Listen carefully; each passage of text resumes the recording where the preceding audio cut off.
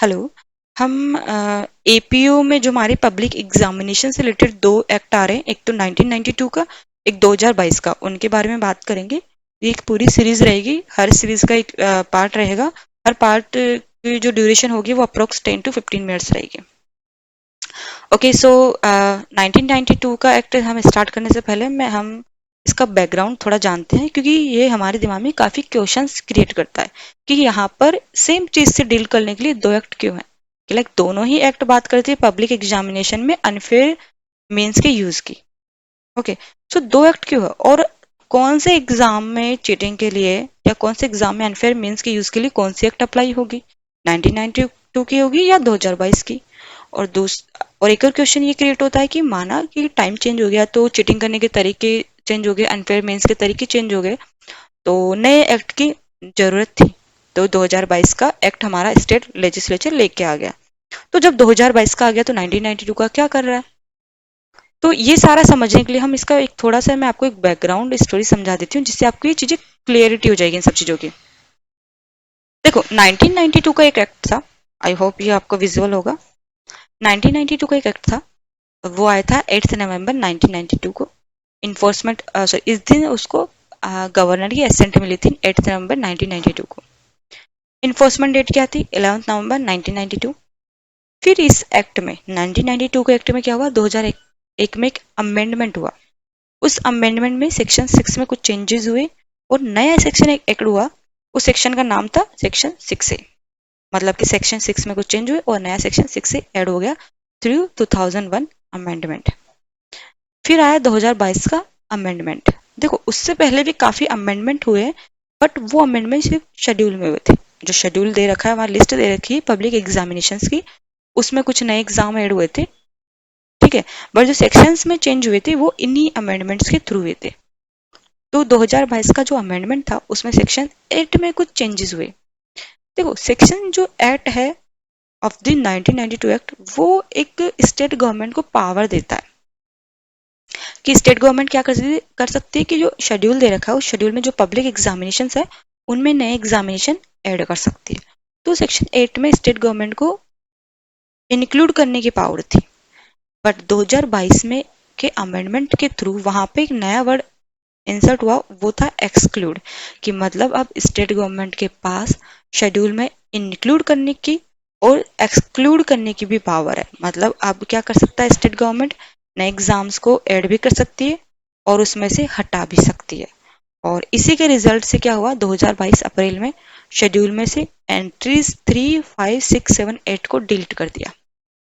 अब 3, 5, 7, 8 डिलीट हुई तो देखो यहाँ पे जो फोर्थ नंबर की थी वो एज इट इज रह गई, उस फोर्थ को री नंबरिंग हो गया और वो थर्ड नंबर की बन गई। ठीक है, मतलब फोर्थ नंबर की री नंबरिंग हो गई, थर्ड हो गई, और 3, 5, 6, 7, 8 को डिलीट कर दिया। अब ये जो डिलीटेड एंट्रीज थी उन्हीं एग्जामिनेशन से डील करने के लिए हमारा 2022 का एक्ट आया था। समझ गए कि जो एंट्रीज डिलीट हुई है 1992 के एक्ट के शेड्यूल से, उन्हीं एंट्रीज के लिए 2022 का एक्ट आया। ठीक है, अब उन एग्जाम्स में अगर कोई चीटिंग करता है, अनफेयर मीन्स करता है, तो 2022 का एक्ट लगेगा। और अब 2023 का एक लेटेस्ट अमेंडमेंट आया है जो आपकी बैरेक्ट्स में नहीं होगा। फॉर एग्जांपल मैंने लेटेस्ट परचेज किया था, ये है, इसमें भी 2023 वाला अमेंडमेंट नहीं है। तो अगर आपके में भी नहीं हो तो रिमेंबर कि सेक्शन 10 में जो पनिशमेंट थी वो अब हायर हो चुकी है थ्रू द 2023 अमेंडमेंट। अब इसकी पनिशमेंट बढ़ गई है। फाइन, 5 अगस्त 2023 को आया था, असेंट मिली थी, और इसको इन्फोर्समेंट डेट क्या थी, 10 अगस्त को। ये अपना पूरी इसकी बैकग्राउंड हिस्ट्री है। तो बेसिकली क्या है, 1992 का एक्ट जो डील करता है वो अपना डील करता है जो अपने बोर्ड एग्जाम्स हो के, अपने 10, 12 के एग्जाम होते हैं, अपने लाइक यूनिवर्सिटीज के बीए, बीएससी, एमए, एलएलबी, और ये जो यूनिवर्सिटीज लेवल के एग्जाम्स होते हैं उनसे डील करता है अपना 1992 का एक्ट। क्योंकि इन एग्जाम्स में आप चीटिंग करने वाले को इतनी हार्ड या ज़्यादा हायर पनिशमेंट नहीं दे सकते as compare to competitive exam. तो अब जो कॉम्पिटिटिव एग्जाम्स है, ठीक है, उन कॉम्पिटिटिव एग्जाम्स के लिए कौन सा एक्ट अप्लाई हो रहा है, सेकंड चार्जिंग पे लगाती हूँ। जो अपने कॉम्पिटिटिव एग्जाम से, उन कॉम्पिटिटिव एग्जाम से डील करने के लिए अपने पास नया एक्ट आ चुका है, वो एक्ट है अपना 2022 का act.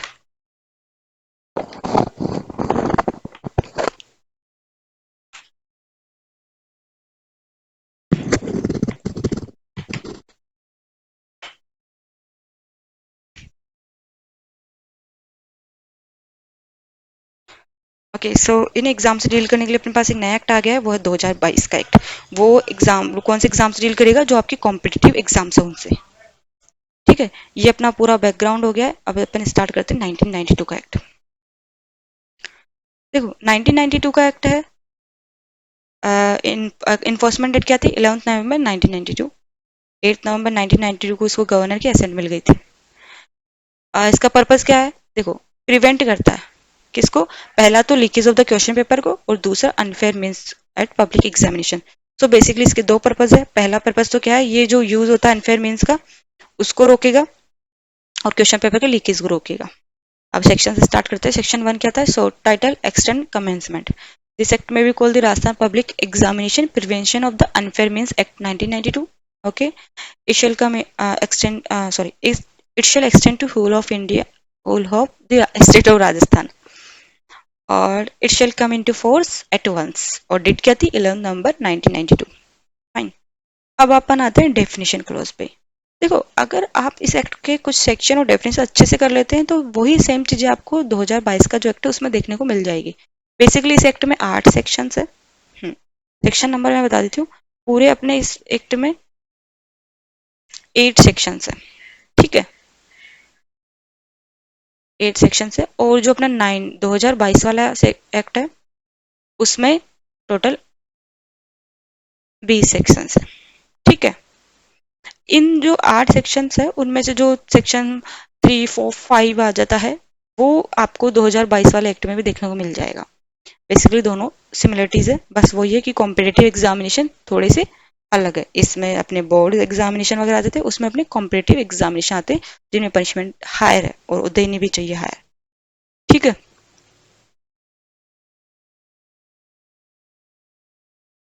Okay, so definition clause पे आते हैं। डेफिनेशन क्लॉज में अपना पहला है एग्जामिनेशन सेंटर। एग्जामिनेशन सेंटर क्या होगा? पहला तो palace fix for holding the, any palace fixed for the holding the fixed for holding the public examination and include entire premises attached thereto। इसका मतलब कि पब्लिक एग्जामिनेशन सेंटर में क्या आएगा? एक तो वो पैलेस, वो जगह स्पेसिफिक जो उस एग्जाम को कराने के लिए फिक्स करी गई है, उसके साथ साथ उससे जो अटैच जो एंटायर प्रीमाइसेस है वो भी आ जाएगा। कि लेट्स टेक एन एग्जांपल कि एक स्कूल के 3 या 4 रूम्स में आया है कि आपका इन 3 से 4 रूम्स में एग्जाम होगा, इतने स्टूडेंट्स इतने कैंडिडेट्स आएंगे। उसके साथ साथ वो पूरा स्कूल है, ठीक है, उस पूरे स्कूल का मेन गेट से लेके सारा स्कूल भी किस में आ जाएगा? उसके प्रीमाइसेस में आ जाएगा। तो उसके अंदर आप कोई भी चीटिंग नहीं करोगे, कोई भी अलाउ नहीं होगा। ओके, सेक्शन 2 भी क्या बोलता है? Public examination. पब्लिक एग्जामिनेशन क्या होंगे? Examination specified in the schedule. जो शेड्यूल में दे रखे हैं वो एग्जामिनेशन क्या होंगे? पब्लिक एग्जामिनेशन होंगे। ये मस्ट है। 2C अनफेयर मीन्स है। यही डेफिनेशन सेक्शन उसमें 2022 के एक्ट में भी दे रखी है, वहां पर भी सी क्लोज में ही दे रखी है। तो ये आपके लिए इजी हो जाएगा, दोनों में सी क्लोज में ही है। अनफेयर मीन्स क्या होता है? In relation to an examination while answering in a public examination means unauthorised help from any person. वहां थोड़ी सी 2022 के एक्ट में इसको मॉडिफाई कर दिया गया है। तो अनऑथोराइज्ड हेल्प होगी, किससे ले सकते हो अनऑथोराइज्ड हेल्प? आप any person, from any material, written हो सकता है, recorded, printed in any form whatsoever, और the use of any unauthorised telephonic, wireless, electronic और अदर इंस्ट्रूमेंट और गैजेट्स। इसका मतलब कि क्या हो जाएगा अनफेयर मीन्स में? कि आप अनऑथोराइज्ड हेल्प ले रहे हो या तो किसी पर्सन से या कोई मटेरियल, और वो मटेरियल रिटर्न हो सकता है, रिकॉर्डेड हो सकता है, प्रिंटेड भी हो सकता है, या फिर आप क्या ले रहे हो? अनऑथोराइज्ड यूज कर रहे हो किसी भी टेलीफोन का, वायरलेस का, इलेक्ट्रॉनिक और अदर इंस्ट्रूमेंट, कोई भी इंस्ट्रूमेंट का या किसी गैजेट का।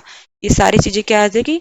अनफेयर मीन्स में आ जाती है। मतलब कि आप चाहे तो किसी पर्सन के थ्रू चीटिंग करो एग्जाम में, या आप चप्पल में ब्लू। ओके, सो हम सेक्शन 2C पे थे। सेक्शन 2C अनफेयर मीन्स की बात करता है।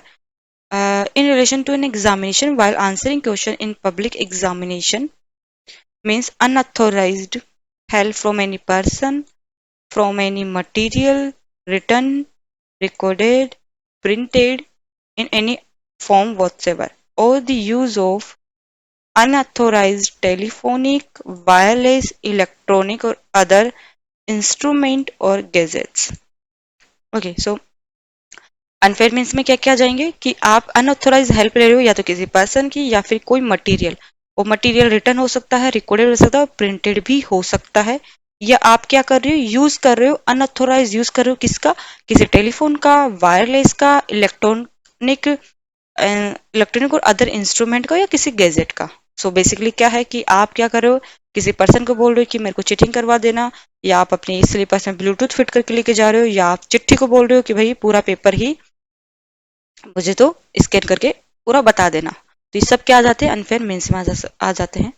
सेक्शन 2D क्लैरिफिकेशन की बात करता है कि कोई भी मीनिंग जो मीनिंग और जो वर्ड्स है वो यहाँ पे डिफाइन नहीं किया गया इस एक्ट में और आईपीसी में डिफाइन किया गया, तो उसकी मीनिंग हम आईपीसी से ले लेंगे। Section 3 prohibition of use of unfair means, जो सेक्शन 2C में हमने अनफेयर मीन्स पढ़े थे, उसका प्रोहिबिशन करता है कि कोई भी अनफेयर मीन्स का पब्लिक एग्जामिनेशन में यूज नहीं करेगा। सेक्शन 4 अनऑथराइज पोजीशन और डिस्क्लोजर ऑफ क्वेश्चन पेपर। देखिए सेक्शन 4 और 5 में बेसिकली एक डिफरेंस है। सेक्शन 4 उस पर्सन की बात करता है जो अनऑथोराइज था, सेक्शन 5 उसकी बात करता है जिसको कोई ना कोई एग्जाम से रिलेटेड ड्यूटी मिली थी, उस ड्यूटी के दौरान उसको कोई इन्फॉर्मेशन प्राप्त हुई थी। तो सेक्शन 4 पे आते हैं, अनऑथोराइज पोजीशन और डिस्क्लोजर ऑफ क्वेश्चन पेपर।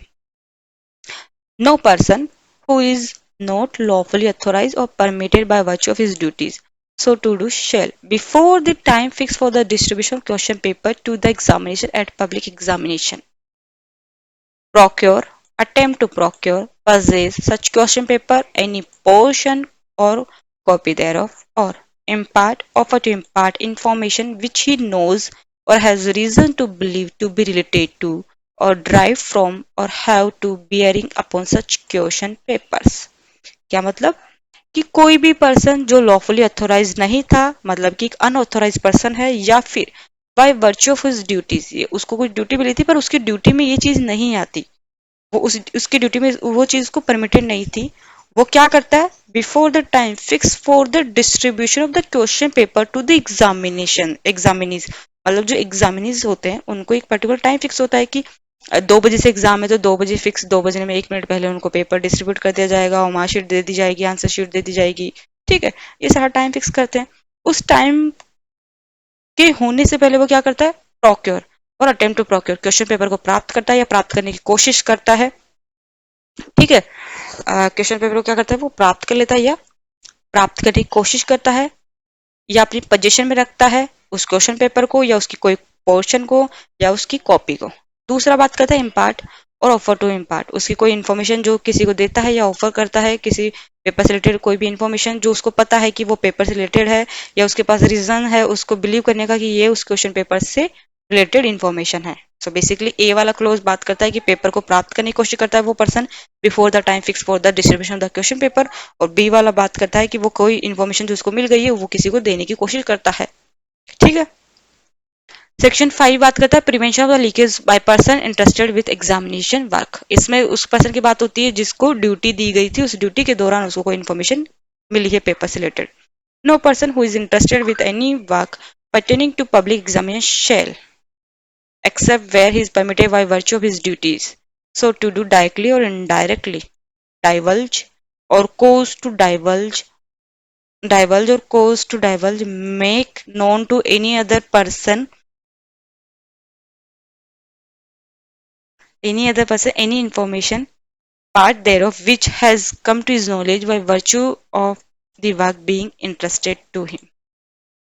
इसका क्या मतलब हुआ कि कोई भी पर्सन है जिसको कोई ड्यूटी मिली हुई थी, उस ड्यूटी के दौरान उसको कोई भी पेपर की इंफॉर्मेशन मिलती है, डायरेक्टली और इनडायरेक्टली वो क्या करता है, by virtue of duties to do directly और इनडायरेक्टली डाइवल्ज।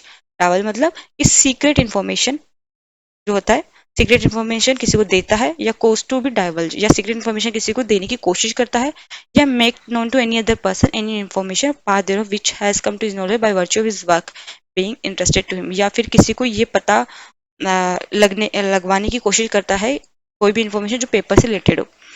मतलब कि कोई भी पर्सन जिसके एग्जामिनेशन से रिलेटेड कोई ड्यूटी थी, उसको ड्यूटी मिली है, उस ड्यूटी के दौरान उसको कोई इन्फॉर्मेशन पता लगी, जो सीक्रेट इन्फॉर्मेशन थी उस पेपर से रिलेटेड, उस सीक्रेट इन्फॉर्मेशन को वो किसी को देता है या देने की कोशिश करता है, या फिर ऐसा कुछ करता है कि किसी और पर्सन को वो इन्फॉर्मेशन मिल जाए, पता लग जाए, तो वो सेक्शन 5 में पनिशेबल है।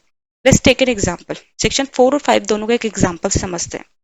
सेक्शन 4 में क्या आएगा, माना कि एक पेपर होता है, एक चेन सिस्टम होता है, पेपर कमिटी सेट होती है, पेपर बनाती है, वो प्रिंट होता है, वो पैक होता है, उसमें सील लगती है, उसमें ओमाशी डलती है, फिर वो डिस्ट्रीब्यूट, वो फिर वो व्हीकल से चल के वो एग्जामिनेशन सेंटर तक पहुंचता है, एग्जामिनेशन सेंटर पे लाखों मतलब फिर वहां पे डिस्ट्रीब्यूट होता है, अलग अलग सिग्नेचर्स होते हैं, तो एक पूरा चेन सिस्टम है। उस चेन सिस्टम में जो पार्ट है उस चेन सिस्टम का, वो तो क्या आ जाते हैं, सेक्शन 5 में आते हैं, क्योंकि उनको ड्यूटी लगी हुई है।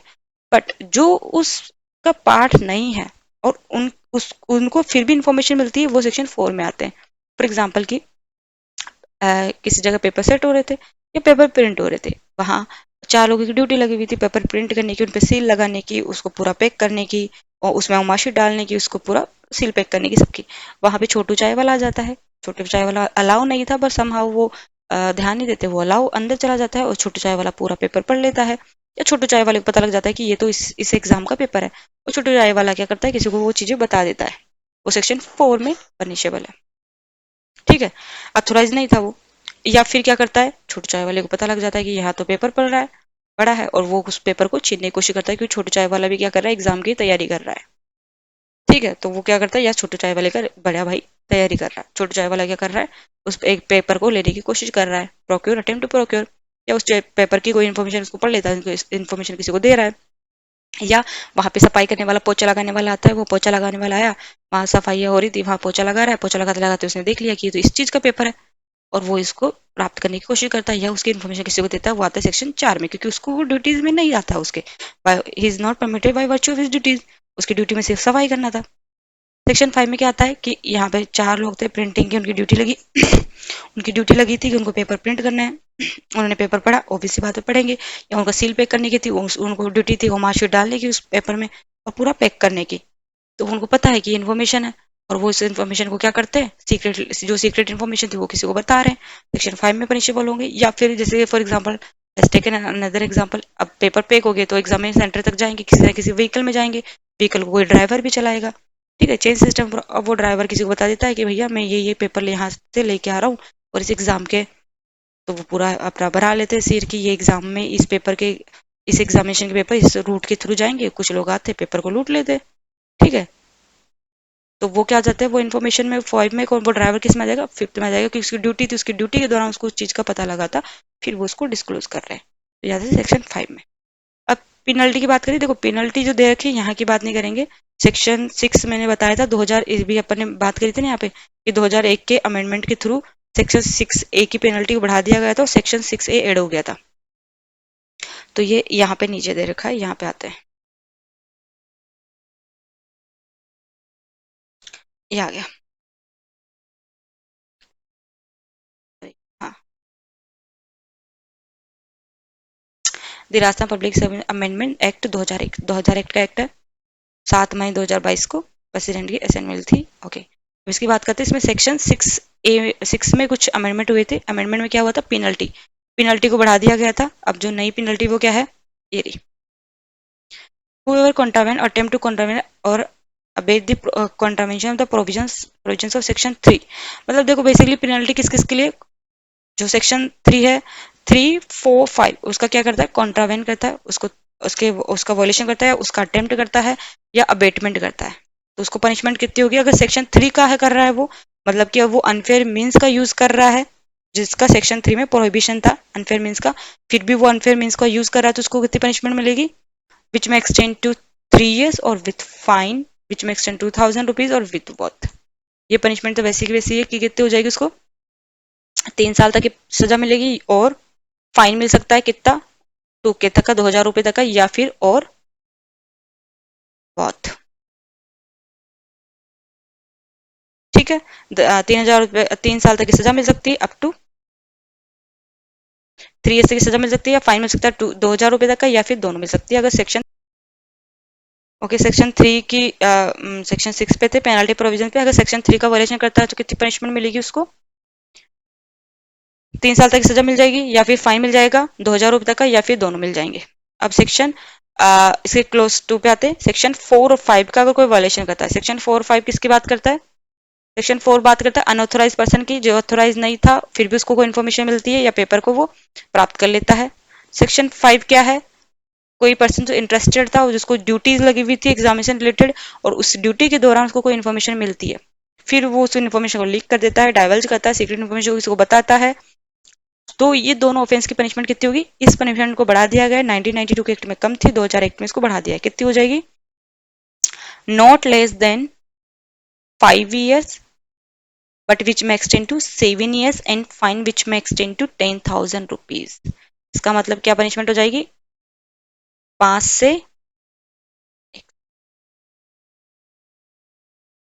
से लेके से 7 साल तक की सजा हो जाएगी। 5 to 7 years, 5 to plus fine कितना हो जाएगा?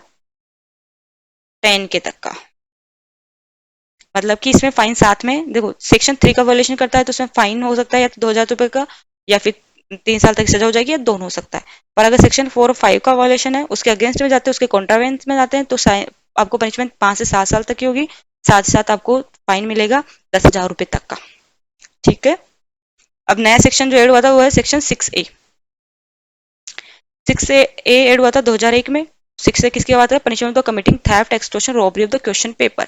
ये नया एड हुआ था। देखो ये इसकी बात करता है कि जो पनिशमेंट कर theft, extortion, robbery question paper, समाव आप एक बार कंफ्यूज हो जाओगे कि यार ये जो सेक्शन है वो ऐड करने की जरूरत क्या थी, अगर सेक्शन 4 और 5 पहले ही दे रखा है तो। इसमें थेफ्ट हो रखा है भाई, आप अगर प्रोक्योर कर रहे हो, चुपके से क्वेश्चन पेपर प्राप्त करते हो, समाव वो चोरी ही होती है। या फिर किसी को डरा धमका के पेपर ले, रॉबरी क्या हो गया कि आप किसी को बता रहे हो कि यहाँ पे पेपर है, ट्रैवल करो इन्फॉर्मेशन, फिर वो रॉबरी करते हैं। ठीक है। तो थेफ्ट एक समाव प्रोक्योर में भी आ जाता है कि कैसे हो रही थी, थोड़ा कंफ्यूजिंग सा, पर जब अपन डिटेल में पढ़ेंगे तो आपका कंफ्यूजन दूर हो जाएगा। Punishment for committing theft, extortion, robbery of the question paper. Whoever commit the theft, जो चोरी करता है, एक्सटॉर्शन करता है क्वेश्चन पेपर की, रॉबरी करता है question paper of any public exam at any time before the examination in such paper is over shall not be anything the contrary contained in the Indian Penal Code 1860 be punishable with imprisonment for term which may shall not be less than 5 years, but may extend to 7 years and shall not be 15,000 fine इसमें बढ़ा दिया गया है, but may extend to 1 lakh rupees. Basically होता क्या है ना, section 6A का ऐड करने का पर्पज क्या था कि जैसे कई बार होता था ना कि सीक्रेट, जैसे अभी अपन एक एग्जांपल लिया था कि एक ड्राइवर है, उसको पता, अब वो ड्राइवर की ड्यूटी लगी हुई थी क्वेश्चन पेपर को एग्जामिनेशन सेंटर में ले जाने की। अब उसको पता है कि इसमें ये एग्जामिनेशन पेपर जा रहा है, वो बता देता है दूसरों को कि देख इस गाड़ी में हूँ और इसमें ये पेपर आ रहा है। वो 4 लोग आते हैं, उसको लूट लेते हैं, रोक लेते, उसमें थोड़ा सा पेपर निकाल के लेके चले जाते हैं, तो वो एक रॉबरी टाइप का हो गया पेपर्स की। ठीक है। तो अब वो चीजें क्या है, बढ़ रही थी बहुत ज्यादा। ये लोग क्या कर रहे थे, जहां से पेपर जा रहा है, रूट से पेपर जा रहा है, उस गाड़ी को रोक के उसमें पेपर लीक कर ले रहे हैं, पेपर को उसमें रॉबरी कर ले रहे हैं, या पेपर समहाउ वहां से छीन ले रहे हैं। तो उस उनके इस चीजों के लिए सेक्शन 6A को ऐड करना जरूरी था। तो इसमें वो लोग आ जाते हैं जो थेफ्ट, उसकी चोरी कर रहे हैं, उनको कोई इन्फॉर्मेशन मिली, उस चोरी कर रहे हैं, उसका एक्सटॉर्शन क्या हो गया कि किसी को डर का उसको जैसे किसी के पास अथॉरिटी थी, अब किसी न किसी के पास तो अथॉरिटी होगी ना उस पेपर को रखने की, जब तक कि वो एग्जाम कंडक्ट नहीं हो जाता, कोई ना कोई तो अथोराइज पर्सन होगा, उसको धड़ा धमका के वो क्या करे, पेपर की इन्फॉर्मेशन ले रहे, पेपर ले रहे हैं, या फिर वो जैसा कि मैंने बताया कि वहां से कहीं से पेपर पड़ा हुआ है, स्टोर हो रखा है, उनको कहीं इन्फॉर्मेशन मिली कि यहाँ पे पेपर पड़े हैं, वो आए वहां से रॉबरी करी, पेपर ले गए, उनके लिए पनिशमेंट मिली है सेक्शन 6A में। पनिशमेंट कितनी है यहाँ पे? वही 5 से 7 साल तक की सजा होगी, प्लस इसमें फाइन जाता है। इसमें फाइन कितना है? 15,000 से लेके 1 लाख तक का। ठीक है। 15,000 से 1 लाख तक का फाइन है और 5 से 7 साल तक इसमें सजा है। अब आ जाते हैं सेक्शन 8 पे। देखो सेक्शन 8 मैंने अभी आपको बताया 2022 में अमेंडमेंट हुआ था। सेक्शन 8 ये रहा, देखो 2022 5 अप्रैल 2022 में, अब अपने यहाँ देखा ना, अप्रैल 2022 में सेक्शन 8 में कुछ चेंजेस हुए थे। चेंजेस में एक्सक्लूड वर्ड ऐड हुआ था। ठीक है। तो ये 2005 अप्रैल 2022 का अमेंडमेंट है। इसमें इसमें क्या करा था? कुछ नहीं, amendment section 8। Section 8 of the Rajasthan examination prevention of unfair means act 1992 expression this act before the expression upon the publication of the expression exclude from the schedule। देखो exclude shall be inserted, exclude word जो था ना वो इसमें include कर दिया गया था। तो जैसे कि फॉर एग्जांपल ओरिजिनल एक्ट में चलते हैं, एक्सक्लूड वर्ड भी आ जाएगा यहाँ पे। अब एक्चुअली क्या है, ये जितने भी आपको ऑनलाइन आप एक्ट्स देखोगे, इवन मैंने जो एक्ट्स डाउनलोड करे हैं वो स्टेट राजस्थान स्टेट लेजिस्लेचर की जो वेबसाइट है वहां से डाउनलोड कर रहे हैं, पर वहां पर भी सिर्फ बिल्स मिल रहे हैं, एक्ट मिल ही नहीं रही है। ठीक है, देखो power to amend schedule, schedule को अमेंड करने की पावर किसको, स्टेट गवर्नमेंट के पास है। अब अपन ने 2000 अभी 22 का एक अमेंडमेंट देखा, उसमें क्या ऐड हुआ है कि अमेंडमेंट कर सकते हैं शेड्यूल में। पहले तक तो क्या था, देखो consider necessary apply to the provision this application of deem to be have been amended act, include word था। पहले क्या था, इंक्लूड कर सकते हैं शेड्यूल में, बट अभी 2022 में क्या नया वर्ड ऐड हुआ है, एक्सक्लूड। तो अब मतलब कि अब वो क्या कर सकते हैं, वर्ड्स को एक्सक्लूड भी कर सकती है। इंक्लूड और एक्सक्लूड दोनों कर सकते हैं, मतलब कि जो शेड्यूल दे रखा है, जो शेड्यूल दे रखा है उसमें से एग्जामिनेशंस को ऐड कर सकती है और एग्जामिनेशन को हटा भी सकती है, और उसी का रिजल्ट था कि एंट्री नंबर 3, 5, 6, 7, 8 को हटा दिया गया था। तो बात है यहाँ पे, ओरिजिनली यहाँ पे सिर्फ 3 एंट्रीज थी जो मैंने अभी आपको बताई थी, जो ओल्ड एक्ट था। देखो ये रहा, यहाँ पे सिर्फ 3 एंट्रीज थी, बाकी की एंट्रीज किसके थ्रू आई है, अमेंडमेंट के थ्रू आई है, कोई ना कोई अमेंडमेंट हुआ है उसके थ्रू दी गई है। तो पहला, अब कौन कौन से एग्जामिनेशन में आते हैं, देखो examination conducted by the board of secondary education. देखो ये शेड्यूल मस्ट है, ये पूछ सकते हैं कि कौन से एक्ट से गवर्न होगा, 1992 के या 2022 के। तो देखो एंट्री नंबर 1, 2 और 4 ऐसे कैसे है, ठीक है। और एंट्री नंबर 4, 3, 4 वो सॉरी 5, 6, 7, 8 ये क्या हो चुकी है, डिलीट हो गई है, हटा दी गई है, एक्सक्लूड कर दिया था 2022 में। और इसको इनके लिए कौन सा एक्ट आ गया था, 2022 का। तो इसका मतलब कि अब कौन कौन से एग्जाम से ये डील कर रहा है, अपना शेड्यूल 1992 का act, board of examination, board of secondary education for Rajasthan, under the Rajasthan secondary examination, मतलब एक तो अपना बोर्ड एग्जाम, अपना राजस्थान बोर्ड है उसके एग्जाम, यूनिवर्सिटी, यूनिवर्सिटी के एग्जाम्स, मतलब कि जो अपन ने ग्रेजुएशन वाले एग्जाम करे ना, ग्रेजुएशन पोस्ट ग्रेजुएशन के एग्जामिनेशन जो डिग्री मिलती है जिनमें, वो सारे आ जाएंगे इसमें। और 3 वाला डिलीट हो गया था, in exam conducted by the autonomous colleges, autonomous college होते हैं ना काफी सारे, कि जैसे जो अपना खुद से डील करते हैं, उसका खुद का वो चलाने का होता है तरीका। ऑटोनोमस कॉलेज वो भी तो अपने डिग्री कॉलेजेस होते हैं, अपने बीए एमए जो भी वट वो जो करा रहा है, उसके एग्जाम करा रहा है, तो उसके एग्जामिनेशन के लिए भी अगर उसमें कोई अनफेयर मीन्स या चीटिंग वगैरह कर रहा है, तो उसके लिए 1992 का एक्ट है। पहले की जो 8 एंट्रीज थी वो भी एक बार देख लेते हैं। देखो 3 नंबर की एंट्री थी Rajasthan public service examination UN commission, और मतलब इसमें आरपीएससी का एग्जाम आता था, वो डिलीट हो गया, अब वो सेक्शन अब वो 2022 के एक्ट में आएगा। 5th नंबर का क्या था, रेलवे जो रिक्रूटमेंट होता है वो था। हाई कोर्ट जो एग्जाम कराता था, जैसे हाई कोर्ट के क्लर्क एलडीसी वगैरह होते हैं, इवन आरजेएस वगैरह भी हाई कोर्ट कराता है, ठीक है। तो वो भी क्या थे, अब 2022 के एक्ट में आ रहे हैं। Subordinate ministerial service selection board, ठीक है, अपना स्टाफ सिलेक्शन बोर्ड है उसके। ऑल इंडिया ट्रेड टेस्ट हो गया, या फिर directorate general of training DGT new Delhi under ministry of skill development and entrepreneurship of the government of India. ये एग्जाम, ये सारे एग्जाम किस में आ जाएंगे, 2022 के एक्ट में, ठीक है। ये अपना हो गया 1992 का एक्ट पूरा।